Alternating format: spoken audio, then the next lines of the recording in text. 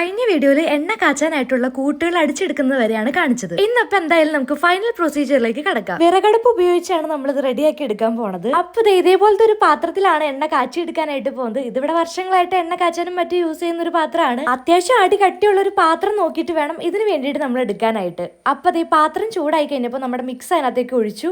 Just ഒന്ന് ചൂടായി കഴിഞ്ഞപ്പോൾ ഞാൻ അതിനകത്തേക്ക് എണ്ണ ആഡ് ചെയ്ത് കൊടുത്തിട്ടുണ്ട്. ഞാൻ ഇവിടെ എടുത്തിരിക്കുന്നത് എള്ളെണ്ണയാണ്. ഇതിന് പകരം നല്ലെണ്ണയും ചക്കിലാട്ടിയ വെളിച്ചെണ്ണയൊക്കെ യൂസ് ആക്കുന്നവരും ഉണ്ട്. ഈ ഒരു മിക്സ് നന്നായിട്ട് ഇളക്കി ഇതിലെ ജലാംശമൊക്കെ വറ്റി എണ്ണ തെളിഞ്ഞു വരുന്ന ഒരു സ്റ്റേജ് ഉണ്ട്. ചെളിപ്പരുവം അല്ലെങ്കിൽ മെഴുകു പരുവം എന്നൊക്കെ പറയാ. അതാണ് ഇതിന്റെ കറക്റ്റ് പാകം. അപ്പൊ ആ ഒരു കൺസിസ്റ്റൻസി ആകുന്നത് വരെ നല്ല രീതിയിൽ ഇളക്കി കൊടുത്ത് അടി പിടിക്കാതെ നോക്കുക.